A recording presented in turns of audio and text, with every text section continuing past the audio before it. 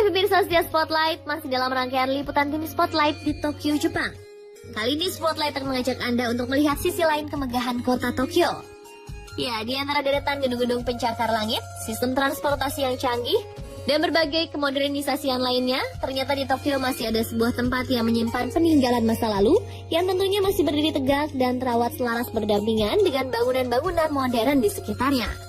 Tempat yang menjadi salah satu tujuan wisata sejarah tersebut bernama Asakusa. Asakusa merupakan sebuah distrik di Taito yang terletak di timur kota Tokyo. Masuki Asakusa, tentunya kita akan merasakan perbedaan atmosfer dari tempat lainnya yang ada di Tokyo. Ya, karena Asakusa lebih mencerminkan Jepang tempo dulu, di mana kita masih bisa melihat banyak hal yang terbilang masih tradisional, serta bangunan-bangunan yang bergaya lama. Tempat yang pernah menjadi korban keganasan bom dari pasukan Amerika Serikat pada saat Perang Dunia Kedua ini merupakan daerah hiburan utama di Tokyo pada abad 20-an. Dan kini pun Asakusa masih menawarkan banyak hal menarik untuk dikunjungi seperti gerbang Kaminarimon, Nakamise Shopping Street, dan tentunya kuil Sensoji. Berikut liputannya.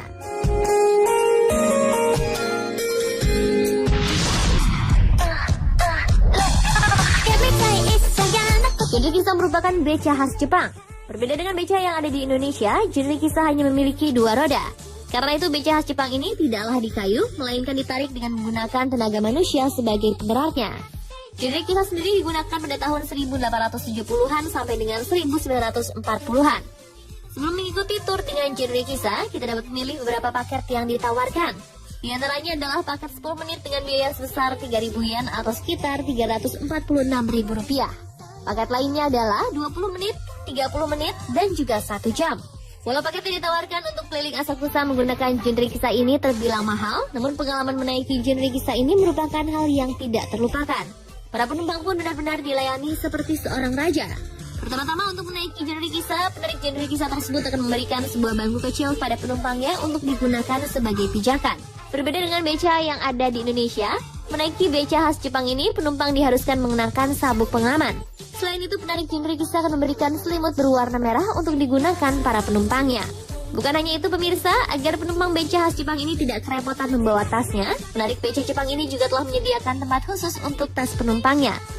Setelah memastikan penumpangnya duduk dengan nyaman, perjalanan pun dimulai. Selain menarik becanya, para pengemudi genre kisah ini juga berperan sebagai pemandu wisata, bahkan mengambil foto Anda saat menaiki genre kisah.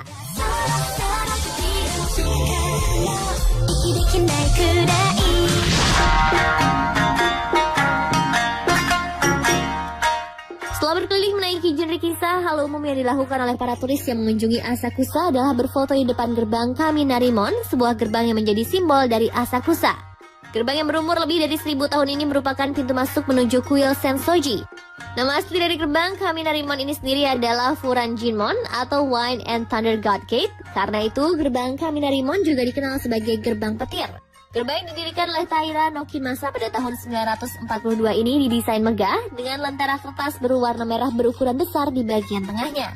Di sisi kanan dan kiri gerbang terdapat dua patung dewa pelindung, yaitu Raijin yang merupakan dewa petir dan juga Fujin yang merupakan dewa angin.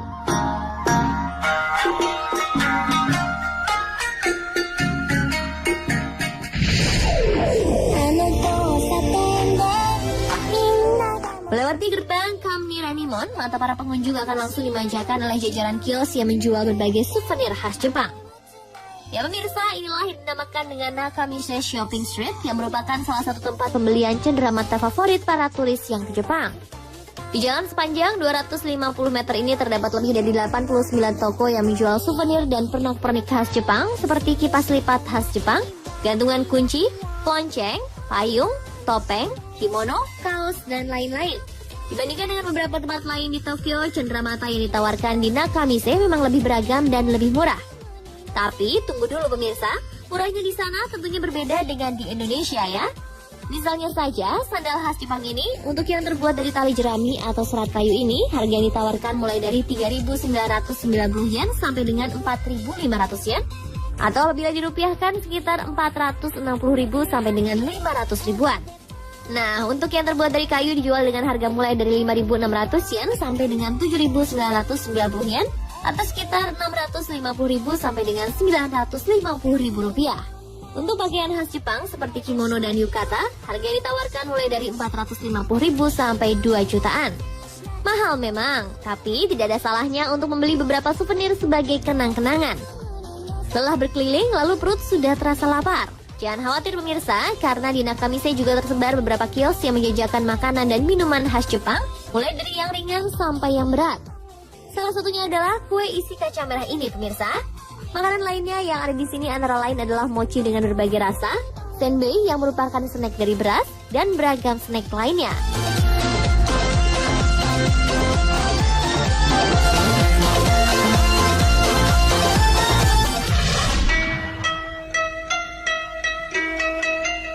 Selesai menyusuri Nakamisei Shopping Street, pengunjung akan menemukan sebuah gerbang yang menjadi pintu masuk ke kuil Sensoji, yaitu Gerbang Hozomon. Setelah melewati Gerbang Hozomon, pengunjung langsung dapat melihat megahnya kuil Sensoji, atau yang disebut juga dengan Asakusa Kannon Temple. Kuil yang merupakan kuil tertua di Tokyo dan juga merupakan tempat beribadah yang paling sering dikunjungi oleh warga Jepang ini, dipersembahkan untuk Bodhisattva Kannon yang juga dikenal sebagai Guan Yi maupun Goddess of Mercy atau Dewi Pengampunan. Menyusuri halaman utama dari kuil yang selesai dibangun pada tahun 645 ini, kita akan melihat beberapa tempat yang sedang dikerubungi pengunjung. Salah satu tempat tersebut merupakan tempat peruntungan atau ramalan nasib.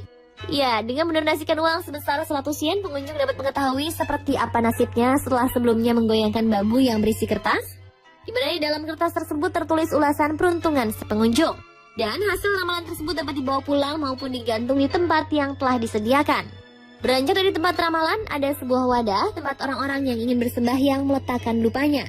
Setelah itu, mereka mengkibas-kibaskan asap dupa tersebut ke dirinya, di mana hal tersebut dipercaya dapat menyembuhkan penyakit di tubuh mereka dan juga mencegah datangnya penyakit. Nah, berjalan ke sebelah kiri juga ada sebuah wadah air. Di situ dapat terlihat banyak pengunjung yang melakukan ritual, di antaranya ada yang minum serta membasuh dirinya dengan air yang ada di wadah tersebut. Konon membasuh diri dengan air dari kuil tersebut dapat menghapus dosa-dosa dan juga mendapatkan serangkaian berkah. Setelah menyucikan diri, para pengunjung pun menuju kuil. Sampai di pintu masuk kuil ada sebuah ritual yang dilakukan beberapa orang, yaitu melempar koin terlebih dahulu ke kotak khusus. Setelah itu mereka pun berdoa dengan khusyuk. Di dalam kuil, para penganut Shinto berdoa di dalam ruangan kecil. Namun tidak semua orang diperkenankan untuk masuk ke ruangan tersebut. Ya pemirsa, itulah liputan tim Spotlight di Asakusa. Begitu senang melihat warisan budaya yang masih terawat rapi, di antara deretan bangunan pencakar langit dan kecanggihan serta modernisasi kota Tokyo. Semoga Indonesia dapat mencontoh hal seperti ini, dan segala warisan budaya Indonesia pun dapat lestari dan dinikmati penerus bangsa selanjutnya.